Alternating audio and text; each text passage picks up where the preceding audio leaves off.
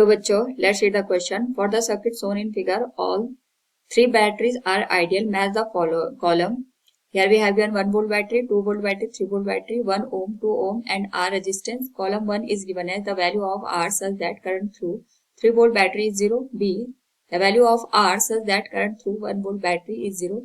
C. The value of R such that current through 2 volt battery is 0. And D. The value of R for which current through 3 volt battery is 5 by 8 ampere. Column second में दे रखा है 1 ohm, 2 ohm, 3 ohm and fourth is given as not possible for any value of R. Now to answer this question, first we will discuss here the key concept, and here the key concept is given as Kirchhoff current law, जिसमें हम ये देखते हैं किसी node पे जितनी भी incoming current होती है उनका सम आउटगोइंग करंट के बराबर होता है। एक तो हमें ये ध्यान रखना है, दूसरा हमारे पास हम ओम्स लॉ का यूज करेंगे which is given as V equals I into R के बराबर। क्वेश्चन में दे रखा है हमारे पास यहाँ पे 1 वोल्ट की बैटरी है, 2 वोल्ट की बैटरी है और 3 वोल्ट की बैटरी है। ये 1 ओम है, 2 ओम है और यहाँ पे R रेजिस्टेंस दे रखा है। इसी के करस्पॉन्डिंग हमें ये बताना है कि हमारे पास कॉलम 1 और कॉलम 2 किस तरीके से मैच हो सकते हैं। तो हम यहाँ पे अज्यूम करते हैं कि यहाँ पे सपोज हमारे पास करंट I1 है, यहाँ पे करंट I2 फ्लो कर रही है और यहाँ पे करंट I3 फ्लो कर रही है थ्रू दिस बैटरी। क्योंकि आइडियल है तो हमारे पास कोई भी ड्रॉप इनमें नहीं होगा। This will be given as I1 plus I2 plus I3 equal 0।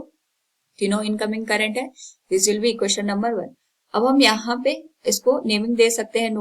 जो हमारे पास यहाँ पे नोड है P Q R S और ये आ जाएगा हमारे पास T एंड U। तो इसके करस्पॉन्डिंग अगर हम देखें तो हमारे पास यहाँ पे वोल्टेज का ड्रॉप होगा, that will be VP minus VQ will be equal to VR minus VS will be equal to VT minus यहाँ पे VU, यानी इन दो टर्मिनल का जो पोटेंशियल डिफरेंस होगा वही इन दो टर्मिनल का पोटेंशियल डिफरेंस होगा और वही इन दो टर्मिनल का पोटेंशियल डिफरेंस होगा। तीनों यहाँ पे पैरेलल में कनेक्टेड है। नाउ इसके करस्पॉन्डिंग क्योंकि पोटेंशियल डिफरेंस हमारे पास सेम है तो इसके करस्पॉन्डिंग हम यहाँ पे जो वैल्यू है उसको लिख सकते हैं। That will be given as हमारे पास जो वैल्यू होगी, एक तो 1 वोल्ट है और इसमें यहाँ पे जो ड्रॉप होगा ये हमारे पास I1 इंटू 1 का होगा। That will be given as 1 minus I1 into 1 will be equal to, ये जो वैल्यू है हमारे पास that will be given as 2 minus 2 I2 के बराबर और ये हमारे पास इक्वल हो जाएगा यहाँ पे 3 minus R into I3। Now यहाँ पे हमारे पास जो क्वेश्चन में गिवन है उसके अकॉर्डिंग हम इसको अगर इक्वेशन नंबर 2 कंसिडर करके R की वैल्यू यहाँ पे फाइंड आउट करें जो गिवन कॉलम 1 में हमारे पास डिफरेंट वैल्यू दे रखी है। तो सबसे पहले हम यहाँ पे I1 I2 की वैल्यू कैलकुलेट करते हैं। तो ये हमारे पास I1 आ गया। I1 I2 I3 की करस्पॉन्डिंग वैल्यू कैलकुलेट करने के लिए हम यहाँ पे जो इक्वेशन 2 है यहाँ से I2 और I3 की वैल्यू रिप्लेस कर देंगे। तो यहाँ से हमारे पास जो I2 की वैल्यू है दैट विल बी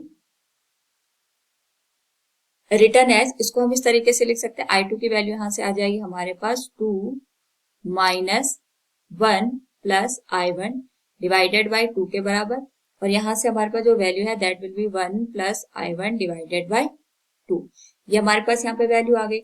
अब इसी तरीके से हम यहाँ पे जो वैल्यू है इसको मैं इक्वेशन नंबर 3 कंसिडर कर लेती हूँ। इन दो रिलेशन का यूज करके हम I3 की वैल्यू निकाल सकते हैं। I3 will be given as, सीधे अगर मैं इसको यहाँ पे कैलकुलेट करूं 3 minus 1 this will become 2 plus I1 divided by, ये हमारे पास R के बराबर आ जाएगा। तो ये वैल्यू आ जाएगी 2 plus I1 divided by R। This will be equation number 4। अब जो I1 I2 और I3 है इसके करस्पॉन्डिंग अगर हम वैल्यू को कंसिडर करें तो हमारे पास जो वैल्यू निकल के आएगी we can arrive, this will be given as I1 plus I2 plus I3 equals 0 के बराबर। I1 की वैल्यू हम यहाँ पे एज इट इज रखेंगे। I2 की जो वैल्यू हमारे पास निकल के आई है that is 1 plus I1 divided by 1 plus I1 divided by 2 के बराबर और ये जो वैल्यू निकल के आई है that is 2 plus I1 divided by R के बराबर। इनका सम 0 के बराबर आ जाएगा।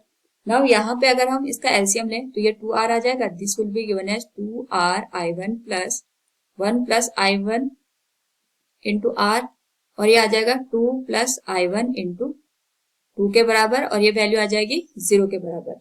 इस होल इक्वेशन को अगर मैं सॉल्व करूं this will become 2R I1 plus R plus I1 into R plus 4 plus 2 into I1 equals 0। तो यहाँ से हमारे पास I1 की जो वैल्यू निकल के आएगी this will be given as minus R plus 4 divided by 3R+2। इसी तरीके से हमारे पास यहाँ पे I1 की वैल्यू आ गई।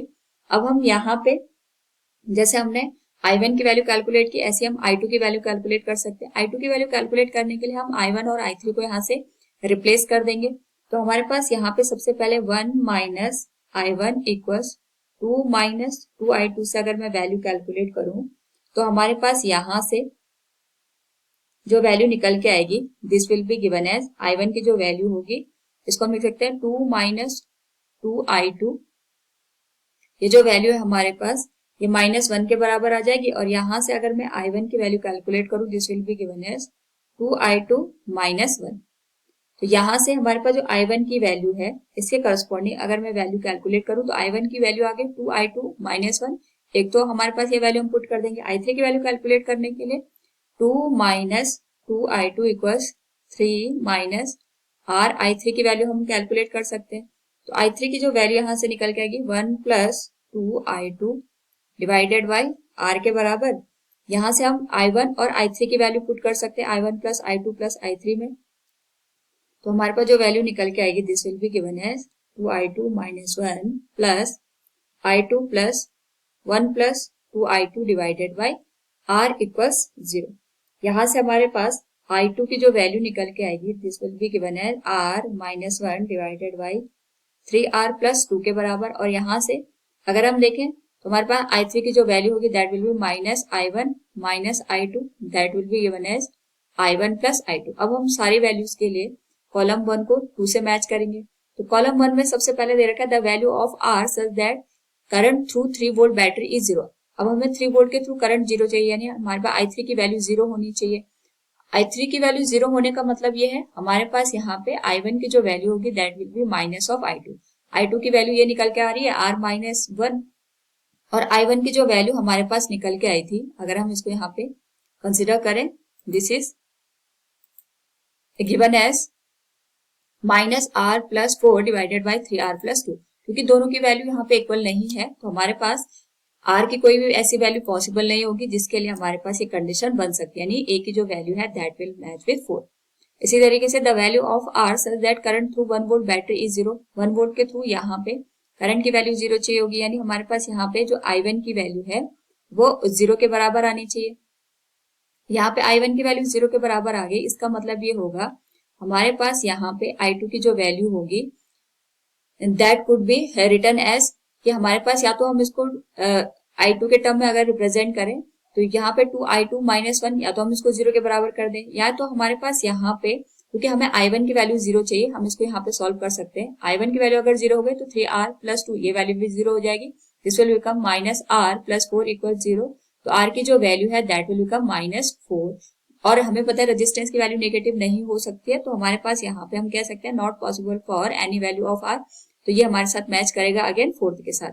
नेक्स्ट देखिए the value of R such that current through 2 volt battery is 0। 2 volt के अक्रॉस हमारे पास जो I2 की वैल्यू निकल के आ रही है वो 0 के बराबर होनी चाहिए और यहाँ पे हमने ऑलरेडी कैलकुलेट की हुई है I2 की वैल्यू। तो I2 की वैल्यू अगर 0 हो गई, यहाँ पे मैंने वैल्यू पुट कर दी, I2 की वैल्यू 0 हो गई तो this will become R minus 1 divided by 3R plus 2। ये तो वैल्यू 0 हो जाएगी तो R माइनस 1 की जो वैल्यू होगी 0 के बराबर होगी। R की वैल्यू हमारे पास 1 ओम के बराबर आनी चाहिए।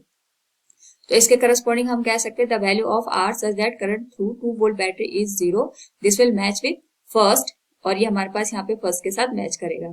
Next is the value of R for which current through 3 volt battery is 5/8 ohm ampere. तो हमारे पास 3 वोल्ट के अक्रॉस जो करंट है अगर हम इसको कंसिडर करें तो ये I3 के बराबर है और I3 की वैल्यू हमें पता है, हमने यहाँ पे ऑलरेडी कैलकुलेट कर रखी है। I3 की वैल्यू 5/8 एम्पियर आनी चाहिए and this is given as minus I1 plus I2 के बराबर। I1 और I2 की वैल्यू हम ऑलरेडी कैलकुलेट कर चुके हैं, हम इसको -5/8 भी लिख सकते हैं।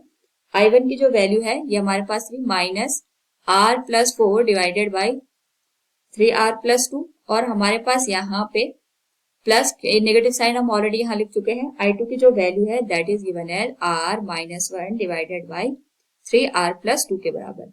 एलसीएम हम ले सकते हैं यहाँ पे, this will become 3R plus 2 क्या आ जाएगा minus R minus 4 plus R minus 1 value आ जाएगी -5/8 के बराबर और यहाँ पे r से r कैंसिल हो जाएगा, this will be given as -5 divided by 3r plus 2। क्योंकि यहाँ पे हम कंपैरिजन करेंगे तो 3r plus 2 will be equal to 8, तो 3r की जो वैल्यू होगी वो 6 के बराबर होगी, r की जो वैल्यू है वो 2 ओम के बराबर आनी चाहिए। So from the given question यहाँ पे हम कह सकते हैं जो डी है दैट विल मैच विद 2 ओम, हमारे पास ये मैच करेगा 2 के साथ। तो जितने भी ऑप्शन है अगर उसमें हम देखें तो A will match with 4, B will match with 4, C will match with 1 and D will match with 2. So option C is the right one. Hope all you understood it. Thank you and best of luck.